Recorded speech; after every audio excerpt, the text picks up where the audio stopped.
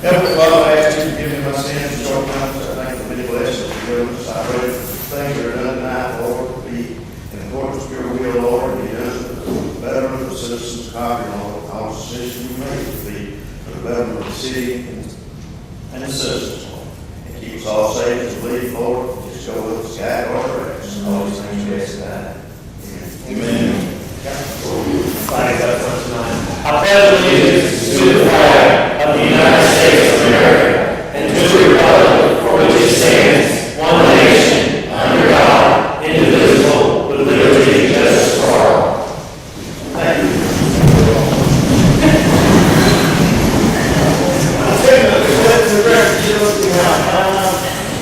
Council in present with one absent. Well, like you just said, one absent, so just the only one who will vote on that. So that's what I said. Okay. The agenda. We need to add one item to the agenda, which will make it item number 11.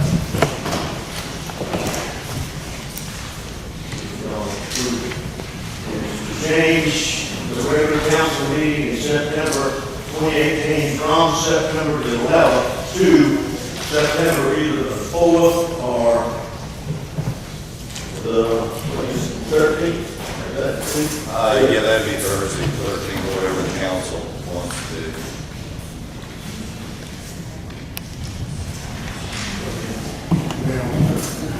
We'll get to it, we'll have to sign.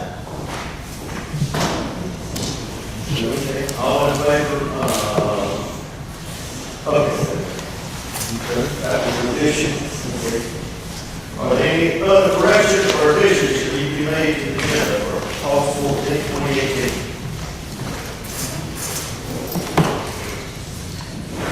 Adding one thing. Do I have a motion that we accept it with the addition? I make a motion to accept this addition. Do I have a second? Any questions? All in favor, raise your right hand. Motion passed. Okay, the minutes. Are there any questions or corrections that need to be made to the July 10, 2018 minutes that were sent to you in the packets?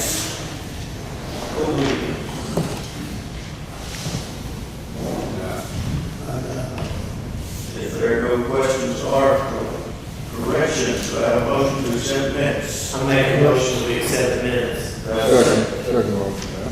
Any discussion? All in favor, raise your right hand.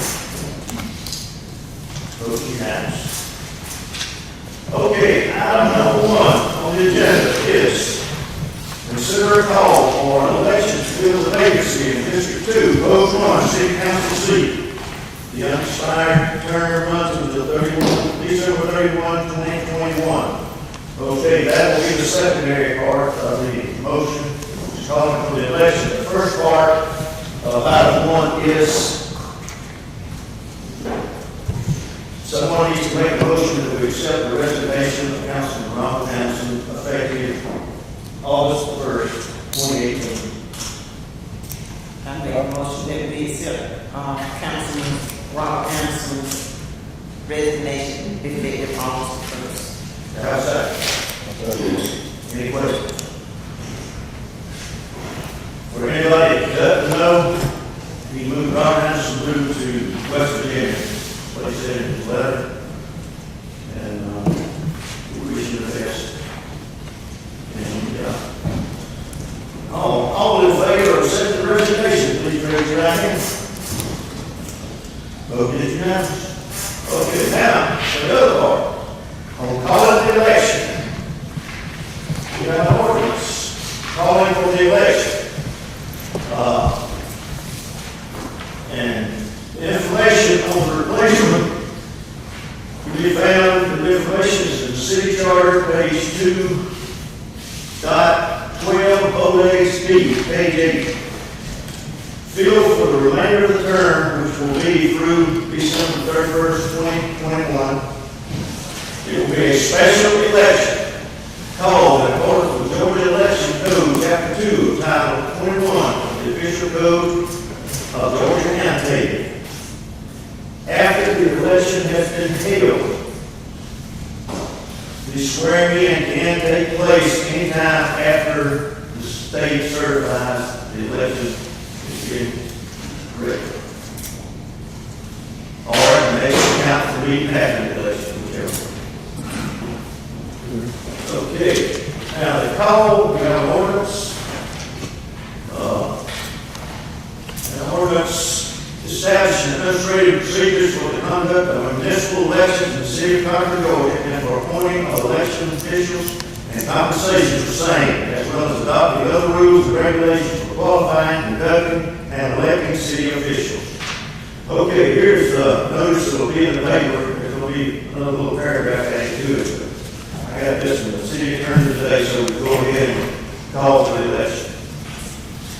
A special election for the city of Cochran to be held on Tuesday, November the 6th, 2018, to elect an alderman for District 2, Post 1. Qualifying opens on Monday, August the 27th, 2018 at 8:30 a.m. and qualifying closes Wednesday, August the 29th, 2018 at 4:30 p.m. The following is the qualifying fee for the alderman. District 2, Post 1 is $126. Registration shall be with the Board of Registrars of Blakely County, Georgia, in the courthouse. That's the courthouse register. I'm sure you wouldn't call it. Everybody knows that. And the registration closes on October 9th, 2018 at 4:30 p.m.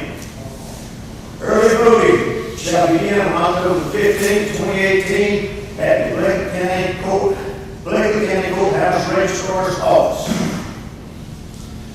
This election will be held on the same day as the state election. The election for District 2, Post 1, if you want to vote in that district, if you live in that district and want to vote, you'll have to go to the rec center to vote. The other election will be held at the J.C. Bar. Make sure that everyone knows that you have to go to the rec center to vote. Okay, the winner of the election must receive a plurality of the votes cast. Section 5.13 of the City of Cochran Charter provides for the plurality. Now, for anybody who don't know what the plurality means, and I didn't until today, it means the one that gets the most votes wins. You don't have to have 50%. If there's 100 people vote and 3 candidates run, and one gets 33, there's another one gets 33, and another one gets 34, and 34 wins. So the 50% thing don't count in this election. That is basically, and we'll have the charter. Council, we have a charter that we vote on calling the election. Will I have a motion? I make a motion that we accept the election as presented by the mayor. I second that motion. Council, have any questions? All in favor of this ordinance, please raise your right hand. Well, no, back. Ordinance has to be by vote. All in favor of this ordinance, please say yes. Yes. Okay. Unanimous. Okay. Item number 2. Consider contracting with Springstead Incorporated of Newman, Georgia to conduct financial analysis and prepare a forecast for water and sewage fund. The cost is $5,350 to be paid from the water sewer fund professional services. Mr. City Manager. Yes, Mr. Mayor and Council, we have Tony King from Springstead Incorporated from Newman, Georgia. Tony, you've been involved with the city of Cochran for some time now. You were involved with whenever we considered water and sewer bonds back in 2014, and you've attended a couple of our retreats. So I'll turn it over to you, Tony. Thank you, Mayor, members of the council. Newman. I served as the city's financial advisor for its Series 2014 bond issue, which refinanced some of the city's existing high interest rate debt and provided some of the initial funding for the water and sewer rehabilitation project that, as I understand, is still ongoing. The balance of the funding for that program was provided by some loans that were made by the Georgia Environmental Finance Authority. I have had the pleasure of attending a couple of your city council retreats where we were able to talk about the water and sewer system and where you are now and where you go from here.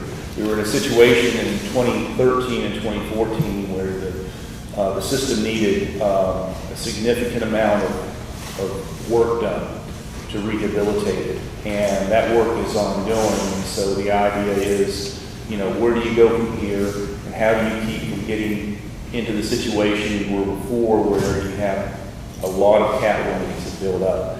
So I have discussed with the city manager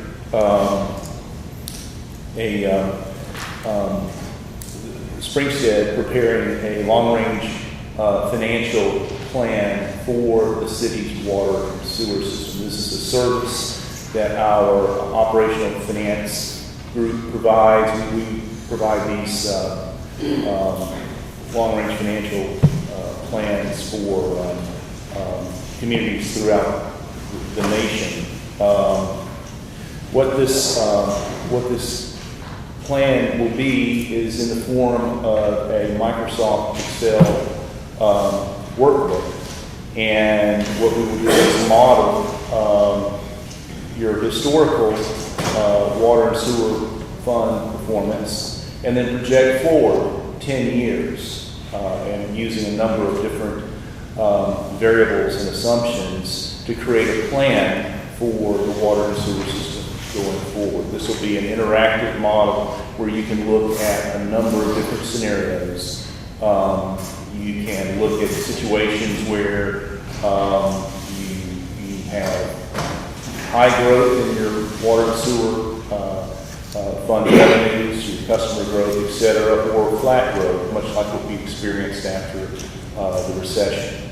The idea is, let's look at your revenues, let's project those forward along with, an honest take on your operating expenses. Let's look at your debt service that you'll have to be paying on an ongoing basis with the Series 2014 bonds and the GFA loans. And then let's look at how much cash flow you have at the end to maintain your system and keep it from getting back into the shape that it was in the past. But the idea is, let's make sure we have an adequate amount of funds to address the needs going forward. And this model will provide that information too, so that you have the information that you need to make good decisions about the water and sewer system, and budgeting for it going forward and maintaining it.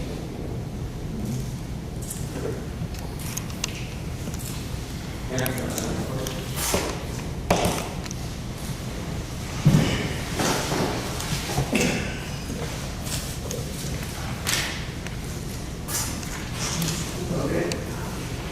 Well, I hear a motion that the city spend $5,350 to get this financial analysis from Springstead Incorporated on Unitil. I make the motion that we accept the proposal. Have a second. Second. Any discussion, council, please? All in favor, raise your hand. Unanimous. Thank you, Mr. King. Thank you, Mayor. Thank you very much. Thank you, John. Let me back up a little bit. One other thing I just found out today on this election, I'm going to tell you what the election, there's some question that's come up about the district map or something. But talking with the city attorney, he has no knowledge of any new district map. Ms. Jones, the city clerk, has contacted the Secretary of State's office to send us the map they have on file on record. So we're going to proceed just like we are. If something comes up different, then we'll adjust it. But the city attorney says, nothing about a new district. I apologize for putting that in late, but I do find that concern.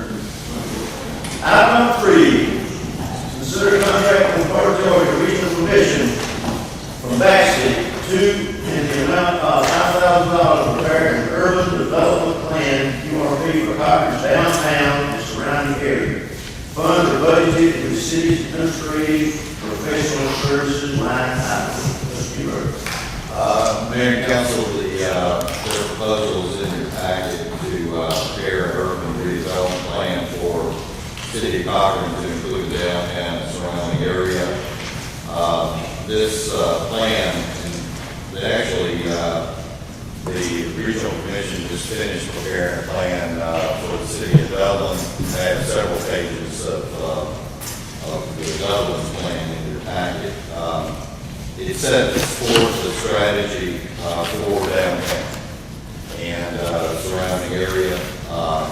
It's a plan that can be used by the city to assist merchants downtown to take advantage of the rural redevelopment tax breaks that passed the legislature in 2017. I think Senator Walker was one of the sponsors of that, whereby if somebody hires additional personnel or they pursue any kind of repairs of their building, they can get tax breaks if they're located in the downtown district. This plan will set us up so that we can apply for those tax breaks. Without a plan, you can't do that. The plan will also outline or provide a roadmap for really it'll identify the stress areas downtown, the vacant buildings, the dilapidated structures, and also the surrounding area, and suggest a strategy for addressing those. So it's a plan that's needed by the city of Cochran, and the regional commission is proposing to reform this for the fee that you had outlined there. It will come out of the professional services line item. Also, on January 1, the city's 6-year SLOSS will take effect. It's really the city-county SLOSS. And over a 6-year period, $125,000 is expected to be generated for downtown improvements. And the people voted in favor of that at the May 22nd referendum. Or this plan will help set some priorities on how to use those funds. So it'll be a tool. It'll be a tool for the city. It'll be a tool for any kind of downtown organization that is that the city council chooses to use. It may be a Main Street program or some other, and so that the merchants, the city, can work together to develop downtown and improve downtown. Any other questions?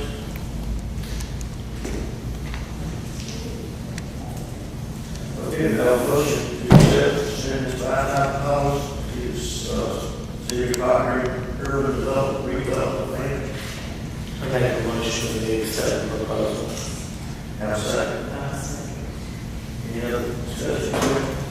Mayor, had an opportunity while we were in GMA this summer to attend the program that the city of Dublin put on and had the opportunity to speak with Richard. The city of Dublin has done some outstanding things in their downtown. development. It's actually unbelievable what all they've done. I believe Nicole worked with a lot of those people in her former job. It's familiar with what they've done. That through many avenues, they've got a lot of resources to revitalize their downtown. And it occurred to us that we're not where we need to be there. And Richard's willing to help us get there. I think it's a great opportunity for us to go forward and try to help the downtown. Getting out there to go to Douglas downtown is unbelievable what all they've done down there. And Richard included that in our package. Y'all haven't seen it. A lot of great information there. All in favor, raise your hand. Vote is unanimous. Item number 4. Consider purchasing a 12-passenger replacement van from the Lake County Extension 4H in the amount of $3,500 to be used by the city's winter cruiser crew. The vehicle will be paid for from the TIA discretionary funds. City Manager. Mayor and Council, I'd like to ask Tony Darcy, Public Supervisor, to come forward. He's done some substantial investigating. That is basically our present vehicle is inadequate. Yes, sir. In the last 2 months, we've been trying to maintain the bus. We've spent $947 just on the AC units and trying to keep the roof from leaking. When it rains, they can't even sit in the driver's seat. It's a conversion van. It leaks. The wiring, we spent $900-something in 2 months and all the wiring went off the AC system. So now we have no tail light and no AC. So we looked around, found a van from 4H, and the 4H they said they'd sell it to us for $3,500. It's got 96,000 miles on it. It's an F-250 super van. It's already set up full trailer, 14 passengers. I'll show this to the people.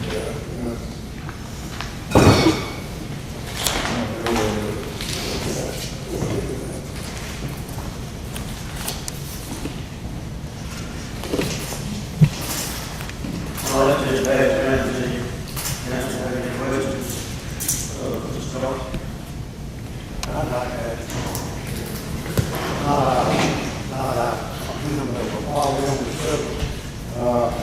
who's gonna maintain this van? You gonna turn it over to the elections department, the prison, okay?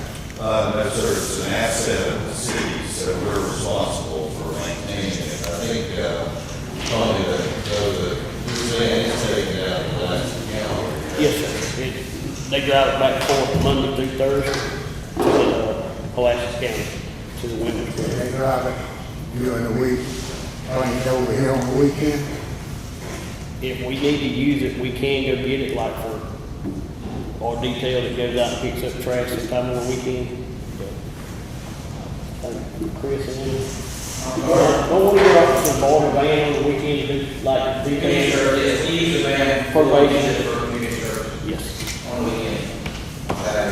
Well, I can say most of the day, over there during the week, don't be cleaning ditches and stuff. The women prison crew is a Monday through Thursday, Yes. and then, we have, community service workers that are trying to complete their sentences from municipal court for community service that we do, every other week. And we utilize that vehicle for that purpose. Tony, I assume that you're bringing it forward, so you believe it's going to be a good deal for us. Yes, I went and checked it out. I went and looked at it, drove it around for a while, and also had Tiger go over, drive it around, check it out also. But next week, and I also went up and talked to the county, Tom Cruz. He showed me all the maintenance records on it. It's got daily, regular maintenance records and oil changes, everything. Any other questions? Richard, is this something obviously it wasn't, did you budget for this? Well, it's out of the TIA fund, it's eligible, because we maintain the rights of way. So it really doesn't affect the general fund. Okay. Any other questions?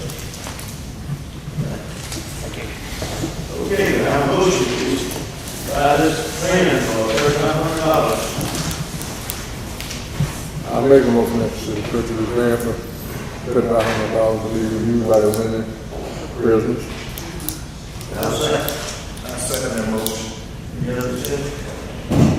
All in favor, raise your hand. Unanimous. Passed.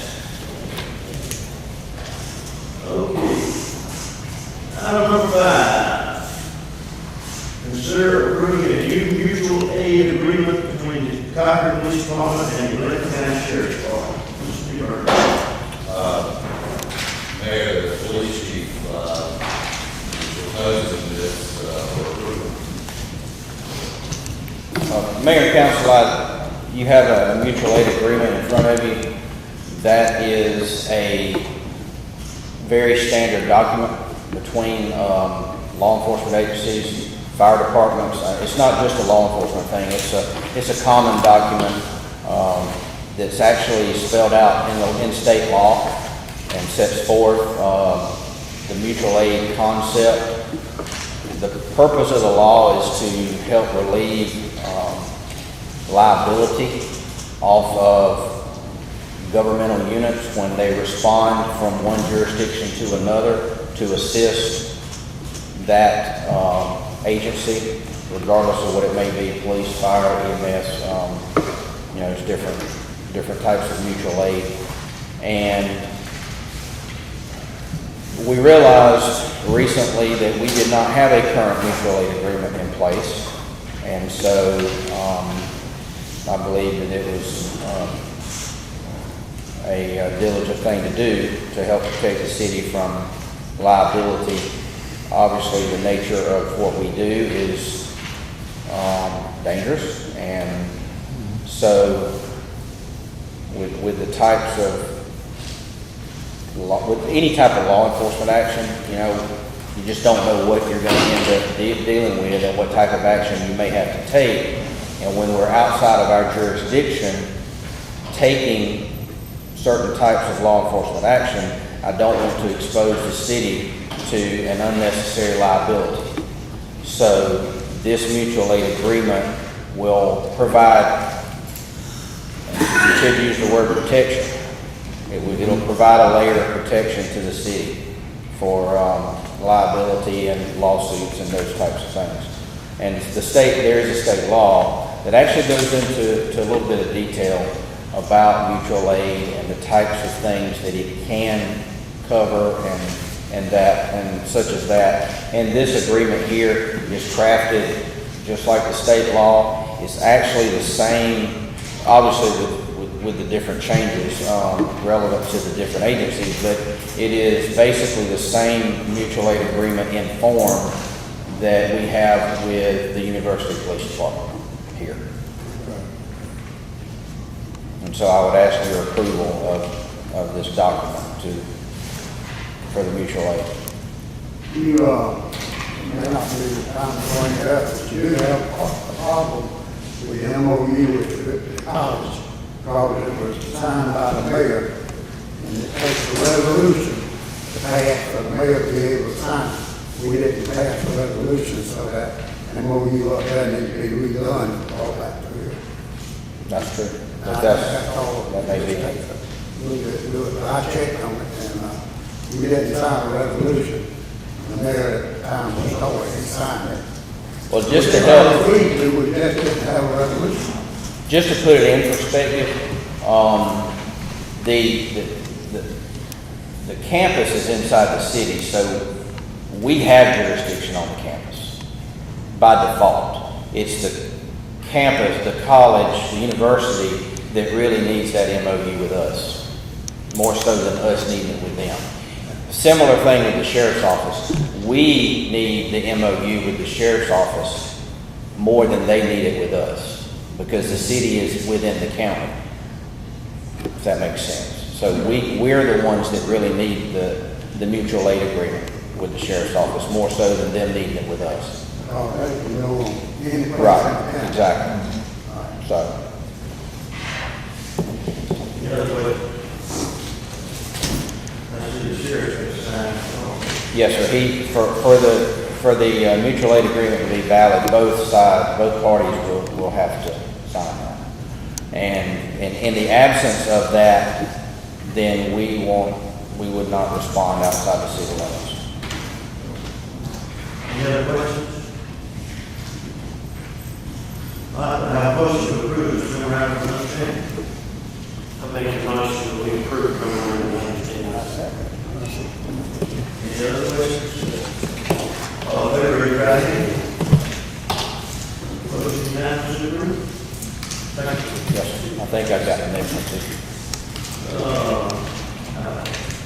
Okay, item number 6, consider approval for a one officer / one car patrol car policy for the police department. Mr. Burns. Well, Mayor, Chief, address this issue. Mayor and council, we currently have a limited take-home program that council approved a year and a half. About a year, early Year. 07. Okay. About a year and a half, one to 1.5 years ago, and the purpose of that particular policy being crafted the way it was at the time is we didn't have enough vehicles for each officer to take one home and keep it with them all the time. So we're now in a position to where we do have enough vehicles for what we refer to as a one-man, one-car policy.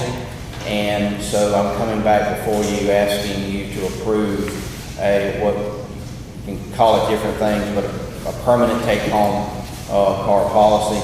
And there are a lot of benefits to that, which I can talk to you about if you're interested, but basically I'm asking you to approve a one-man, one-car take-home policy.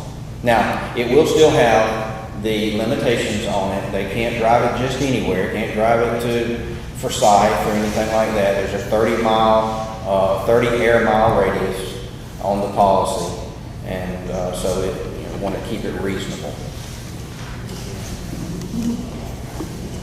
Anybody have any questions? I have a curiosity question. It says on here that we live within 30-mile radius of Cochran to take a car home. It says here, this is not expected to increase fuel usage. Now, to me, that's a 60-mile round trip, 60-mile round trip. What are they going to use if they don't use fuel? No, I think what, is that from Mr. Huber? Is that, I think what he was saying is, it's gonna maintain, we already have a 30-mile radius. So we're not changing that, we're not increasing it or reducing it. We already have a 30-mile radius, and they're already taking the cars home. Just so you know what the previous policy was, they took the cars home on their work days, they left it at the office on their off days. Now, they take it home and it's back and forth, back and forth. It should not really increase any cost to us because they're already driving them home anyway on their work days. On their off days, the car's parked at their house. It's not being driven, if that makes sense. It makes more sense. Yeah, and just in case anybody wondered, when they're off, the car's parked at home. It's not, they don't have it for personal use. So,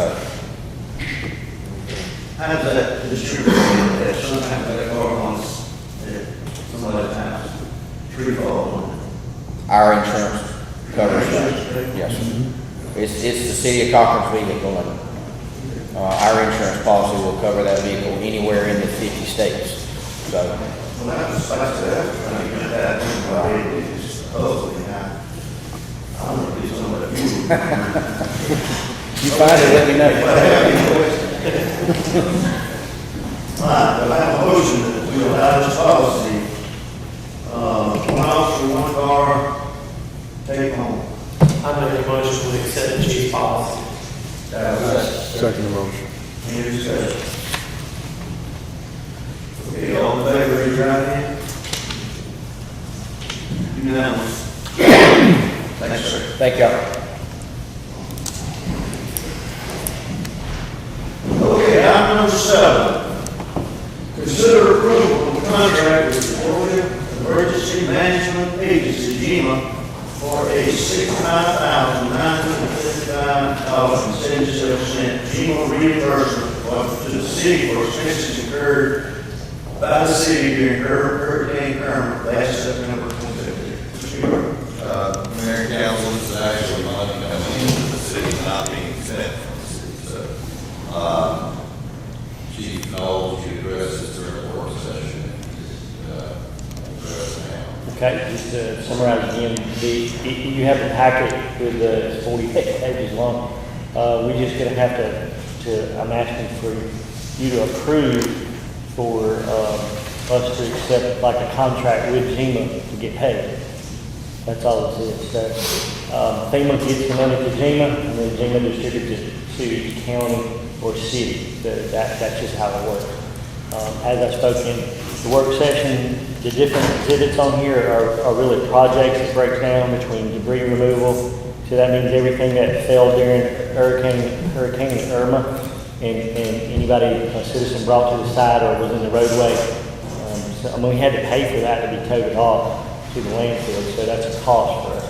So we're getting, I think, around 80% of that back because it's so many days they give you, so you kind of have to, you really have to work to get it in those days.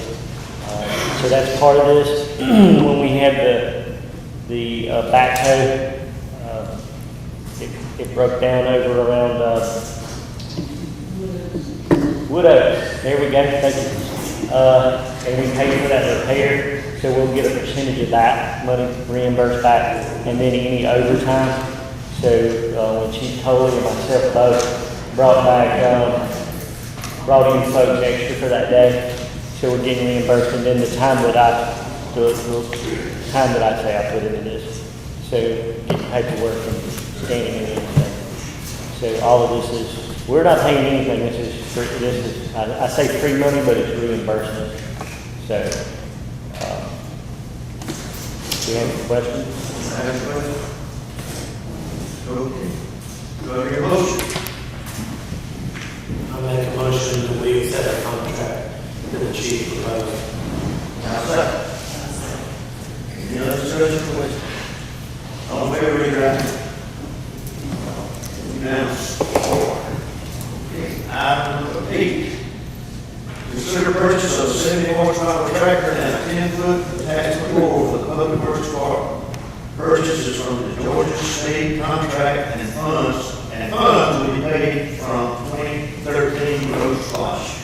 Mr. Bird. Mayor and council, I'd like to ask Tony Darcy to return to the podium. We have, this is a tractor that's much needed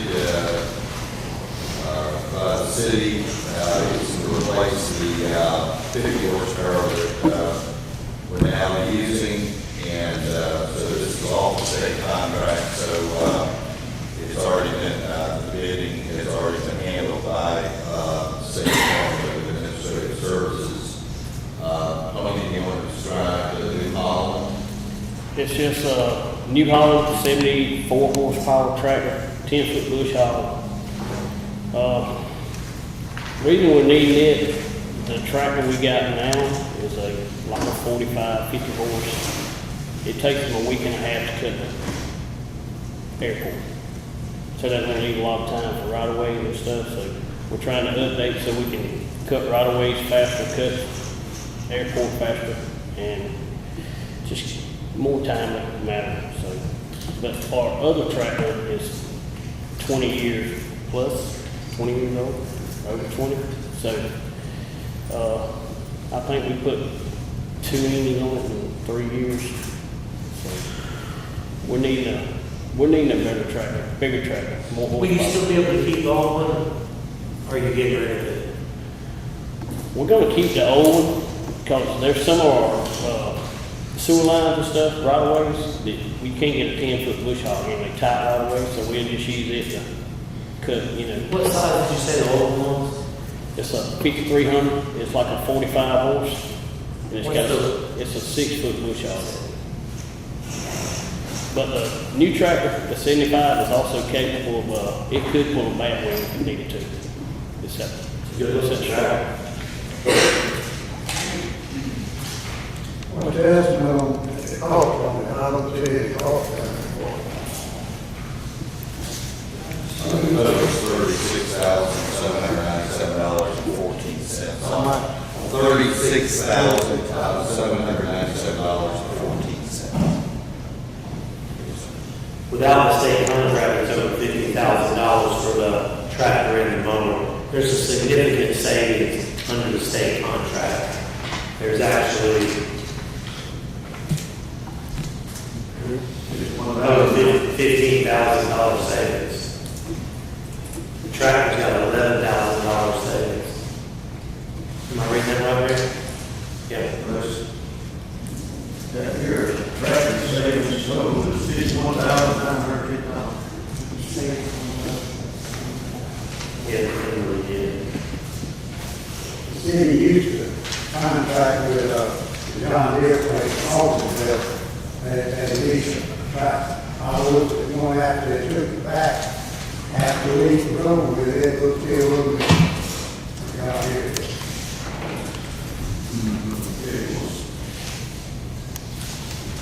A little $36,000. Is this a budget item? It's out of the SWAT. We anticipated, and Councilman, that's a good question, we had a number of expenses since the budget was adopted in June. But this doesn't affect the general fund, it's out of the SWAT. Right. Thank you. Any other questions? Thank you. Any motion? I make a motion we accept the tractor as, Mr. Garcia presented. Okay, I'll second. I second that motion. Any other questions? If none, all in favor, raise your hand. Unanimously approved. Okay, item number 9. Consider signing agreement with Giddings, Bennett and Company for the FY 2018/2019 audit.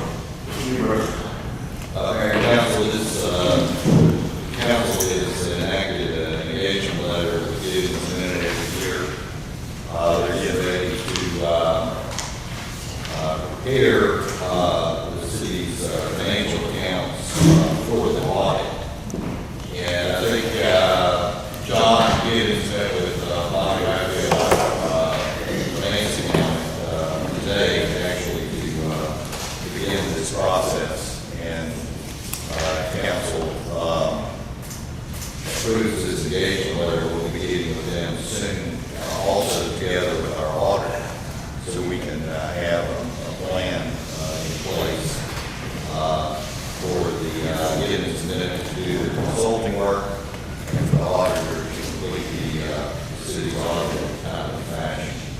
So again, this is an engagement letter. It's been approved annually by the city into your consideration for approval so that John Giddens and Bob Bennett can proceed to get the city's accounts in order for the audit for the fiscal year that ended June 30th, 2018. What kind of price goes with it? Well, they didn't have a price in there. I know that we've spent on their firm between $25,000 and $35,000 to get the city's accounts together. They concentrate on working with the city from late August until October, November, so that period of time. So, yeah, that's what we budgeted. I really don't know what the cost will be. No, hopefully it'll be as cost effective as possible. We do need to use a consultant to get the city's books together. Richard, if I'm right, on the professional services, you don't not require to bid that for our policy. based on the fact that they're a professional service that we've used in the past. Yes, sir. Yeah, that's true. They're an accounting firm. And under the state law, they do meet the definition of professional services. Only thing I have is we can't contract it out, signing for it, when we pass it. And we do that every year. If they put a cost down there, then you contract, we're gonna look at those, saying yes, so same people, It's certainly a benefit to use the same people. They're able to accomplish it much faster than somebody who comes in new, I assume. Yes, they're familiar with the city's books, so they can proceed to get our accounts in order among the different funds. I mean, they prepare water and sewer, gas, solid waste, general fund, SLOSS. They prepare those books for the auditors so that they can do the audit and get it submitted to the state. Thank you. Any other questions, comments? Okay, if none, do I hear a motion that we sign agreement with Gideon Spending Company for the FY 2018-2019 contract? I'll make a motion to do so. Second. Any other questions or discussion? All in favor, raise your hand. Motion passes. Item number 10, consider contracting with BG Operational from Stockbridge, Georgia to perform Class 1 operator services at the city wastewater treatment plant. Mr. Newberg. Mayor and Council, the city is required to have a Class 1 operator at the waste treatment plant. BG's operational Stockbridge, they're an experienced Class 1 operator. Brad Bolsinger is certified Class 1 treatment operator. He has submitted an offer to be the city's Class 1 treatment operator. Previously, we've been contracting with EL City Consulting, spending approximately about $2,500, $2,600 a month. And I'm recommending that we go with BG Operational. I think they're going to be meeting Georgia EPD compliance much more efficiently than EL City Consulting. They'll be responsible for directing work to staff, setting forth their work tasks on a weekly basis for our Class 3 operator and for our technician at the treatment plant, preparing monthly and semi-monthly compliance reports for Georgia EPD to keep the city waste treatment plant compliant with the EPD requirements. And also, they have experience bringing cities' energy costs down. The city spends several $1,000s a month at the waste treatment plant, primarily on blowers and motors. And so this is an opportunity to contract with an experienced operator, keep us compliant with EPD, bring down our energy costs, and direct the work of the staff. I suggest that we contract with them and at least for the next several months and making sure that we remain compliant with Georgia EPD. Any further, Mr. Newberg, any questions?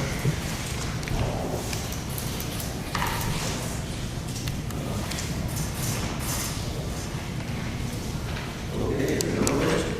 Do I have a motion to contract with BG Operations, Stockbridge, Georgia, to perform Class 1 operator services at the city wastewater treatment plant?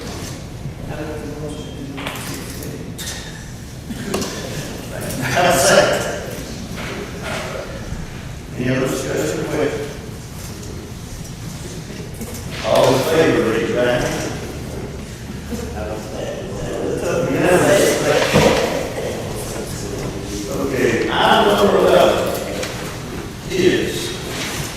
change the date of the regular scheduled council meeting in September 2018 from September 11th, which is 9/11, okay, tonight, burning November 5th, which is a special day for a lot of people. We got a conflict. One of the people up here, the house, he's got a school date that day, he just can't be here. So we just narrowed it down on Tuesday. Okay. What we need from y'all is a date and a motion to change it. For, yes, no, that's September, not. And a couple of suggested dates was having it on the 4th, which is the day after Labor Day, or the 13th, which is Thursday, the week of when it normally would be. Richard, which would be easier for City Hall for you, the Thursday? I think so, Councilman. Yeah. I think that would be more in line with our work cycle. You know, rather than have it on Tuesday, you could have it on 2 days later.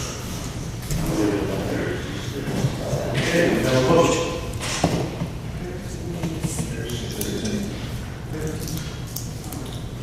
There it is on Thursday.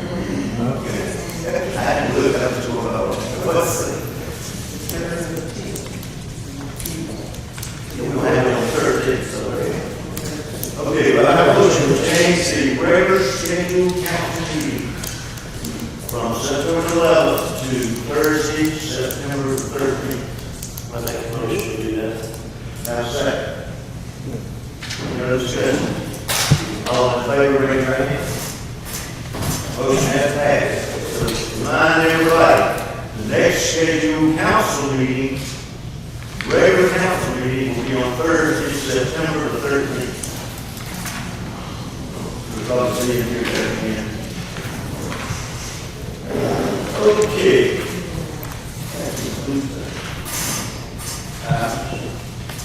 Okay, city manager, discussion items and updates. Mayor and Council, I submitted my monthly report to you. I wanted to mention a couple of things. The Chamber's member appreciation goal here, that's going to be this Thursday, the 16th at 11:30. Nicole, did I say that right? And it will be here at the community house. And you want to elaborate on that? The only thing you have to show up right at 11:30. It's already 11:30 to 1:30. We've got stop chairs and everything, so come and eat, socialize, and have fun.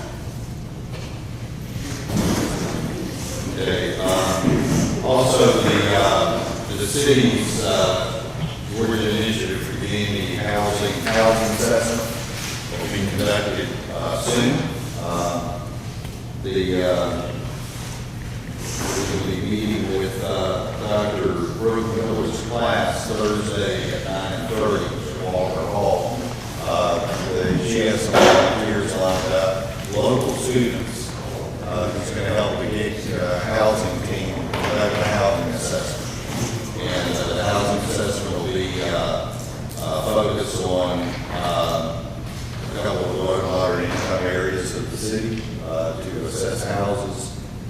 Actually, it's going to comprise about a third of all the single-family residences in town, so that we can have baseline data on housing conditions, and so that we can focus on funding opportunities and helping property owners with upgrading their houses. So that housing assessment will be conducted in the coming weeks. We have an attachment in the recent utility bills in the newspaper. I understand the school system sent out a flyer to inform people about the housing assessments. So there will be folks going door to door, moving into the town, and we'll be assessing houses, taking pictures. So busy, people walking the streets, students, getting housing, getting members. That's what's going on, and we're going to be doing that in the coming weeks to assess houses, get some baseline data, and put us in a good position for funding. I also want to mention that the gig housing team, we have our second retreat coming up in Athens from September 25th through 27th. So that'll keep our housing initiative going. But we do appreciate college and the college students in Brooke Miller's class and partnering with us and doing that assessment. Press Drive construction is coming up. We went through some activity to get to this point. Piles of construction, we're scheduled to start work, start the clearing on Press Drive on Monday, August 27th.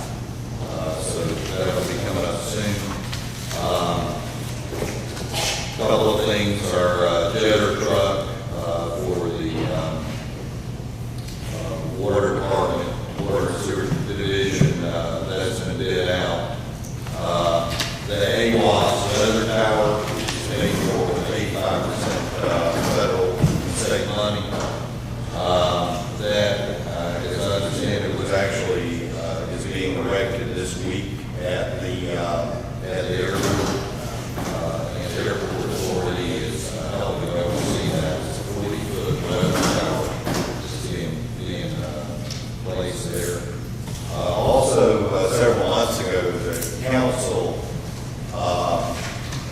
worked with Norfolk Southern Corporation on their proposal to close Cold Chute Road crossing and Middle Lane crossing. And I called in to see what their dates are. They're estimating it's going to be sometime after the first of the year. So it's still a few months away, but they do plan to close Cold Chute Road crossing and the Middle Lane crossing, and then add gates, lights, and bells to Railroad Avenue and the Lewis Street crossings and the railroad tracks. So that's coming up, but it's going to be probably January or February, according to Will Miller, who spoke at our retreat. So just wanted to provide an update for that, and I'd like to ask the police chief, Chris Coley, monthly report.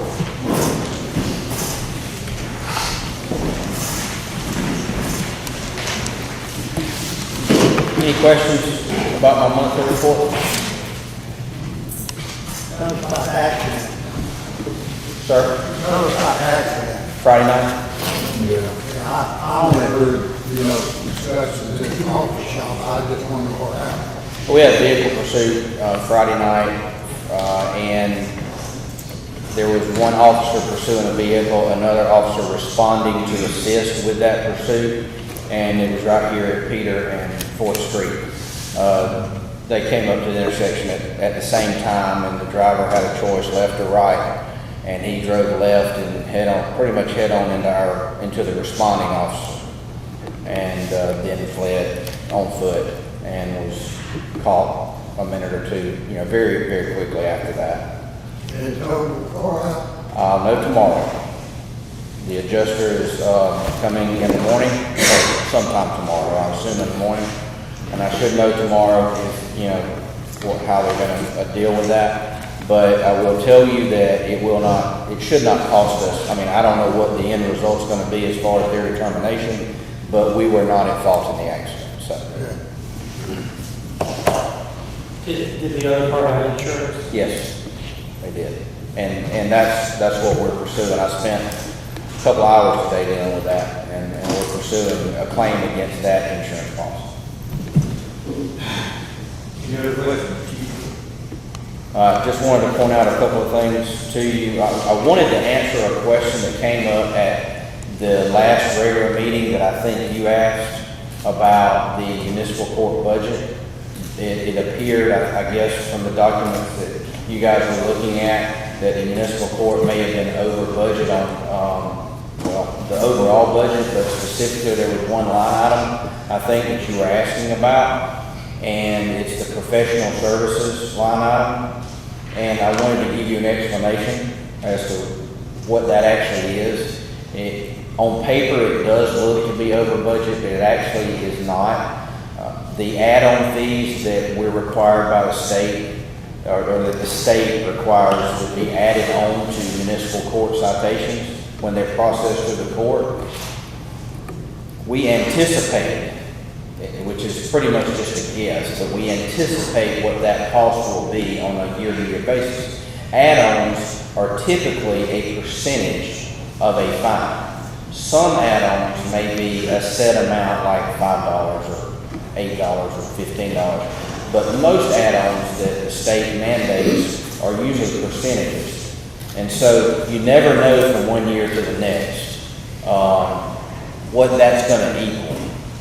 But it's important to understand that regardless of what that is, that money is being paid out of money collected by the municipal court. So it's not costing the city taxpayers one penny. So ideally, if it looks like we're over budget, that's a good thing, because that means we brought in more money in municipal court than we anticipated. So you always want that number to look over budget, at the end of the budget year, because that means that we collected more fine revenue than we anticipated. So if that's your only overage in a municipal court, then your overall shouldn't be over if that's your only overage, because your fines collected, which is also a municipal court, would be higher, but that wasn't the case. That's why it was relevant. Do you see does that make sense what I'm saying? Well, if your add-ons are over, that's good. That had to mean if you budgeted correctly, then your fines exceeded what they were supposed to be, because you have more money.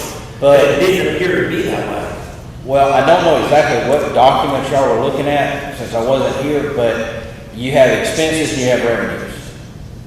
It was a total. Okay. It was a total. So in our,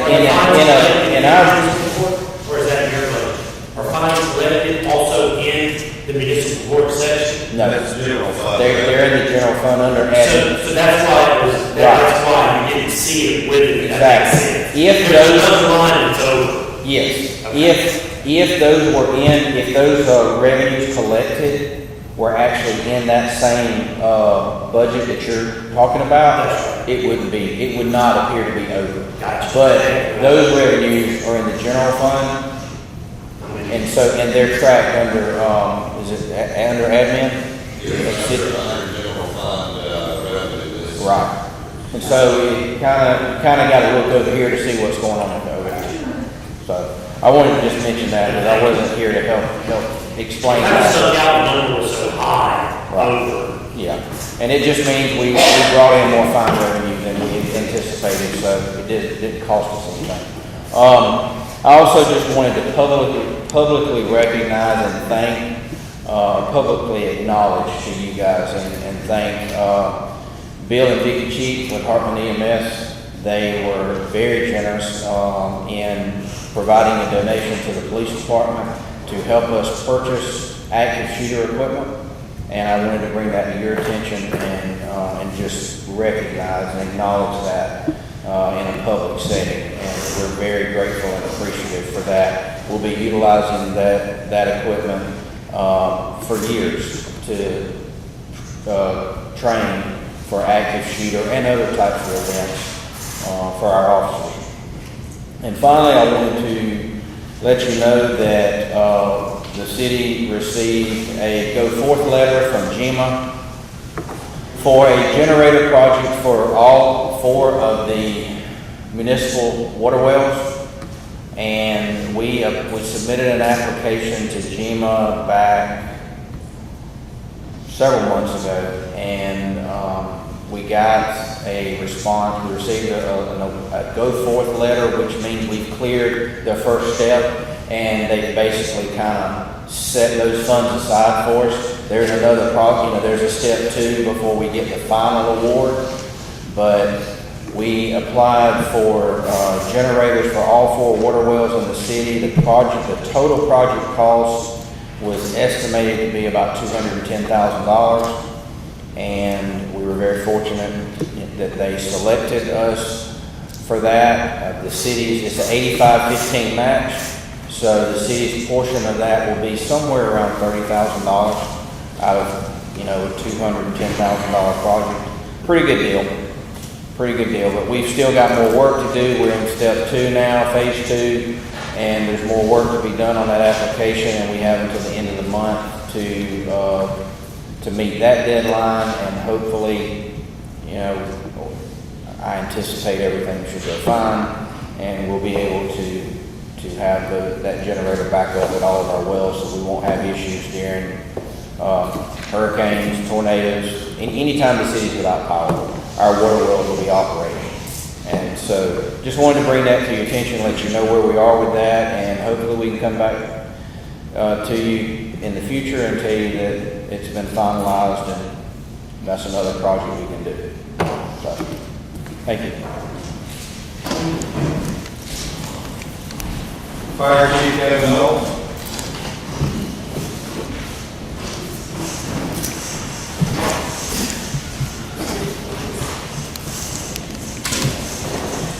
Okay, just really quick, 2 things.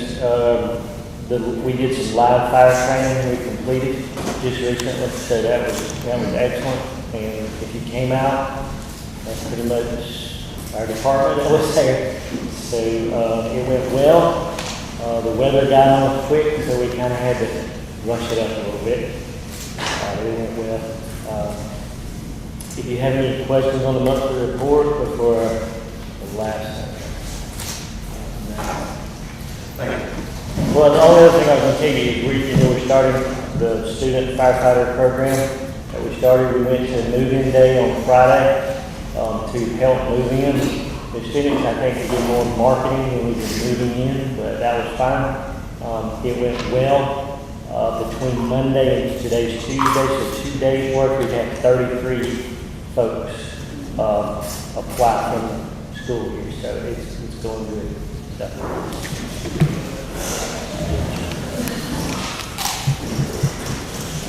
Tommy Darcy, Public Works Supervisor.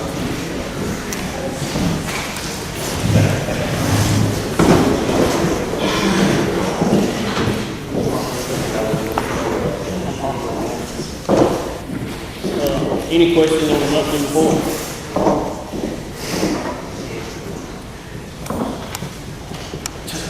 Go ahead, John. Thank you. I do so appreciate that. Cut the grass going out 7th Street past Dairy Queen.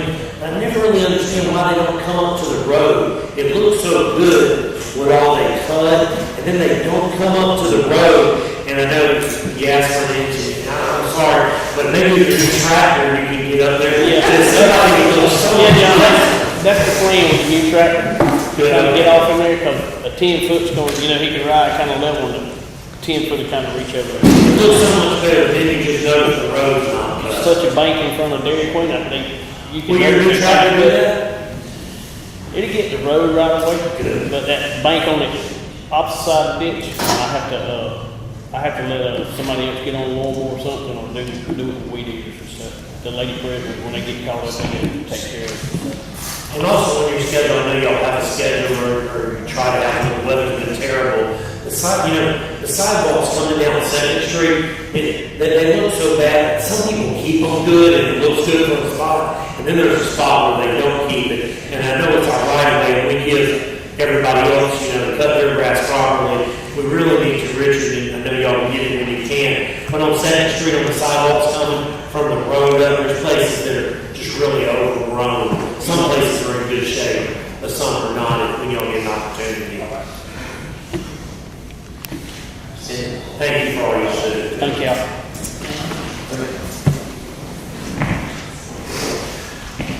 Code Enforcement Officer, Bill Rivera.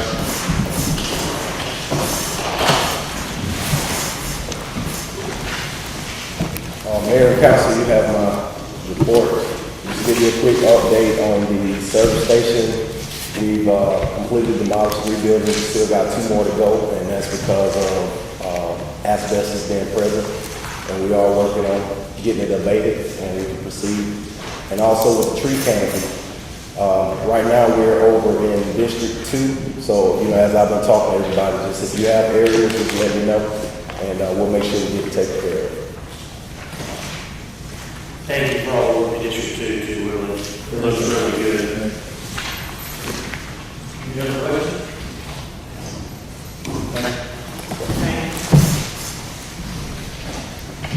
City Clerk, Treasurer Reynolds. I got a letter today from Ms. Mary Newsom, and she is asking on behalf of the North End Baptist Church, she's asking for permission to have a walk on October the 13th from 10 to 1.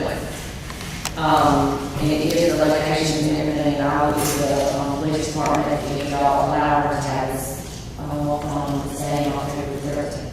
She did not say what it was for, but she just asked for y'all to grant the permission to do so. Where's the location on there? It is at 152 Diana Street, and Phillips Lane to Ash Street, and then down to 8th Street and back up. Chris, you have a question? October 13th. I just got this Saturday.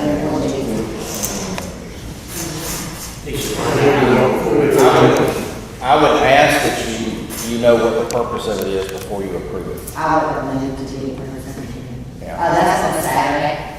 We have another meeting before. Yes. I would reach back out for her and we'll do that next meeting. And I'll be glad to do that because, they're obviously wanting to use the streets and I would be glad to make contact with her. Find It's out important to know their children and, we're all taking over. the times, Time, life. yeah, a lot of safety concerns we want to know.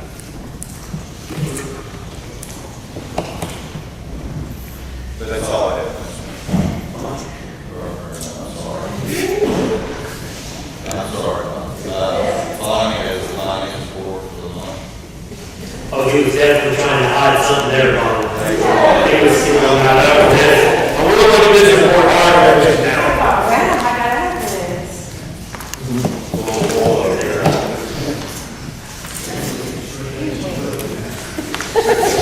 You are going to get that.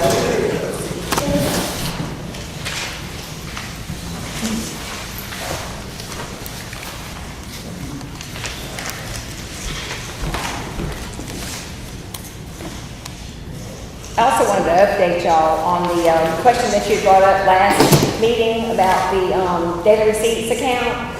We have, Richard and I met with Bonnie at Citizens Bank, and we have actually transferred $800,000 into a CD that will bring an annual rate, I think, of 1.77%. Well, the pages don't give you much, do they? Pardon? The bank don't give you much. No, but that's better than actually. Absolutely. That bank, I'll look at that, is great. And it's 800,000. Yes. Richard, have we,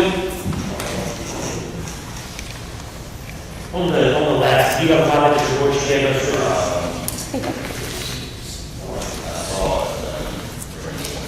Go ahead. I just had to continue the question of, I'm looking at the last April, we got our accounts. And we had talked about establishing an account, and you were going to see if it was prudent to do so. Now that you have a CD, I'm not sure how you're going to go about doing it, but we wanted to put that money that we were putting aside to try to get up to what they had recommended, our contingency fund. We had talked about putting that aside so we could see that balance on a regular, and I know you may not have done it yet, but are you planning to do that? Or does that fit into the scheme of what you want to do financially? Well, we can, yeah. Do you have a thought on that? We plan on doing that, and specifically, the third line item there is the money market fund. Yes. And that is within the general fund, so we can set those dollars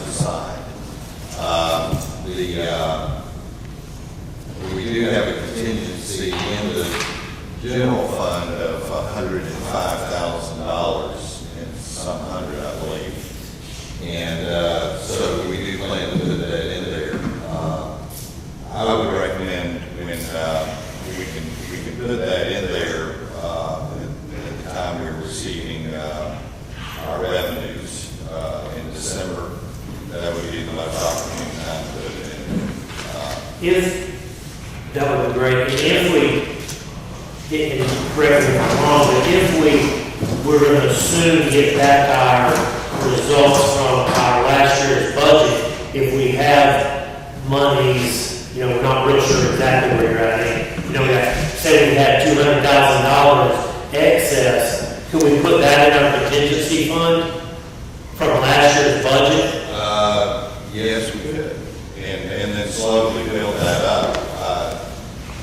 It's not anticipated that we're going to have that much because we did last year, early last year, we did pay back the SLOSS fund due to that finding, and so we're not anticipating a fund balance of that amount, but whatever amount there is, yes, that can be put into the money market there and build that up over time.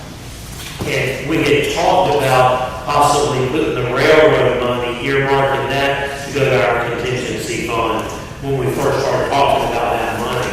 Yeah. And I'm not sure, and Chief knows, he watches his money real close. I'm not sure if we talked about the FEMA money going into that account, because while that is from their work, that money was funded out of general fund to pay that overtime and stuff. I'm not sure. You have plans in your money already, Chief? Not the railroad, I'm talking about the FEMA overages that we were going to get back in a lump sum, because that theoretically, I understand when we did it, it was paid out of general fund to cover the overtime, so it doesn't necessarily go back. I'm not trying to take your money, but it was actually general fund money to start with. And we had talked about earmarking that back when we first talked about it, and I know when it actually gets time here, everybody forgets that. But we're really trying to get that contingency fund up, because they recommend that we be at $650,000, and we're not there yet. And I think if we get dedicated to that, we can get there sooner, which will put us in a better standing with Tony King as we go forward with the funding for the other areas we're going to need shortly. Yeah, sure. Yeah, we had that 58,000. Actually, it's going to be 65,000. We budgeted as revenue. Yeah, that could be placed in in that money market. I think your point, John, is to, on a monthly basis, to see the reserves of the general fund increase as much as it possibly can. Right, and I guess they some people call it a rainy day fund. The problem is it's always on paper, and then all of a sudden, everybody's like, where to go, and nobody really knows where it went. And if we can see it on a monthly basis, we have this back for a rainy day. We'd love to leave, at the end of my term, I'd love to leave the city much better off than we found it. And I know we're heading in that direction, but it's real easy to take these $65,000 and go buy something thinking you've got extra money. And of course, all the financial planners, we really need to have that money around $650,000 to $750,000. Sure. I'll keep bringing it up as we go, but if we have that in the money market, that's a perfect place for it. But I know that the public doesn't see it, but there's only $34,000 there now. We need that number to be at 650 or so. Yeah, just from a timing standpoint, we're at the beginning of the fiscal year now. The $105,000 and some hundred that's been budgeted as general fund contingency, we can put that in the money market. I would suggest that that be placed in money market at the time that our revenues come in December. Now, with regard to the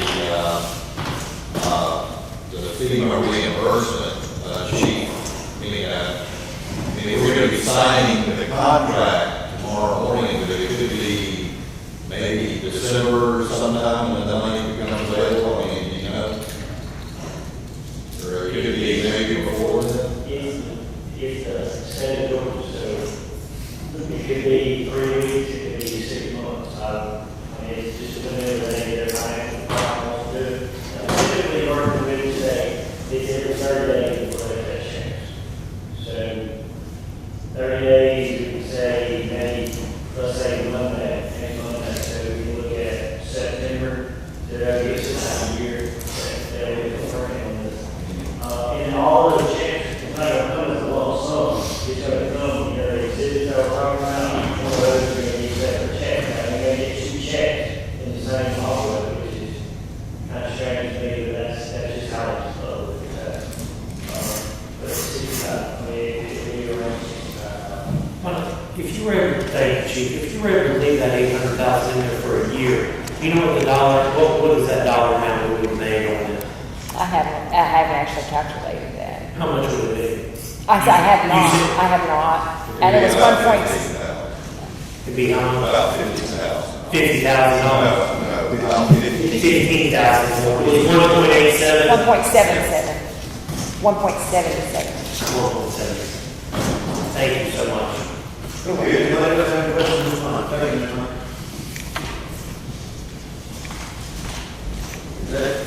Okay, now we got council discussion item, or this here. Councilman Hunt, do you have anything? No. I was just talking to, the code officer about the tree canopies and our district and stuff, so they're doing a good job over there.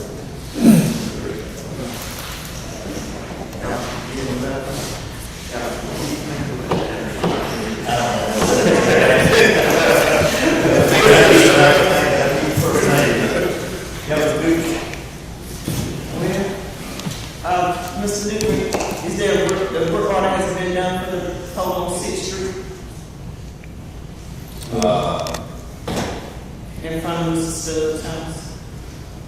Yes, amazing. Yes. It's, okay, that's all. Thank What you. in executive session? No. I don't know what else, thank you. Okay, announcement of upcoming meetings and events, next scheduled regular meeting is September 13th at 7 o'clock. Work session will be 6 o'clock, everyone's invited. Should have other comments to go. I want to thank everybody for what they do. Thank everybody for coming out tonight, appreciate you being here. Again, I ask you if you live beside elderly people, please keep a check on them. This heat of this, really think total now. And thank everybody for what they do within the city, workers for the city, huh? Okay, now we have comments. Mr.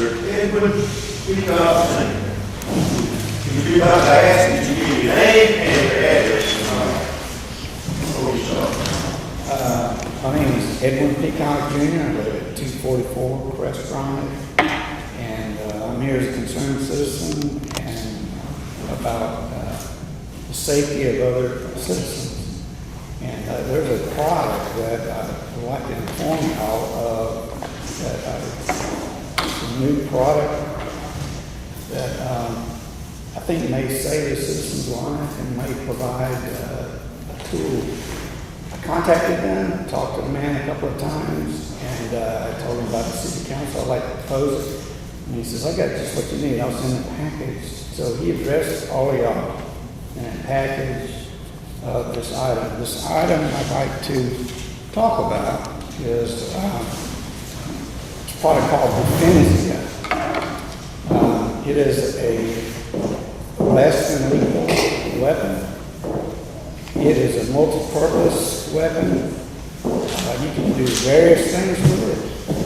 The one particular thing that I want to speak on is its rubber bullet. It has a 4-shot, 50 caliber rubber bullet that can give an officer an option, like during the domestic, where someone is temporarily out of control, that they maybe got a knife or a stick or something they won't comply. From a much greater distance than a taser, he could deploy a rubber bullet, get his attention, get him thinking about what's going on. And I think it would benefit and maybe even save a citizen's life if they had this option to go along with their other tools. I spoke to a man named Ross Monaco. He has sent y'all a letter from the CEO that talks about this tool, this lesson lethal weapon. And in that brochure, it shows you the assortment of things that it can do, the size of the rubber bullet. I'm just speaking of the first item, the rubber bullet. And from that brochure, that first handout, if you'll look, 55 caliber rubber bullet is a projectile, and it'll deliver 90 joules of energy. I don't have a good analogy for that. But the flight of the projectile is 400 feet per second. That's a little greater than a compound crossbow or a compound bow or a crossbow. And the standard 45 caliber sub-sonic projectile runs about 800 feet per second. So that's a comparison of the different speeds. But I think it would give them just another tool that might save somebody's life. And I just wanted y'all to be informed of this product and look at it and read the brochure. The man that's on the CEO that's got his point of contact, y'all can contact him. The Ross fellow that I've spoken to twice, and I've emailed him y'all's information as a council member, he says that he could get a Southeast representative and would be glad to give a demonstration to demo this product. Anyway, I just wanted y'all to take a look at it and review it when you have time. Maybe talk about it and just consider it as a modern lesson option. I might say that and if y'all do consider it, maybe some purchases, maybe some try later on. My family would be more than happy to combine their efforts and fund for I appreciate your time. Thank you. Thank you. Appreciate your concerns. All right. Thank you. Thank you very much. Okay, there was on one side left to speak, so we will have a motion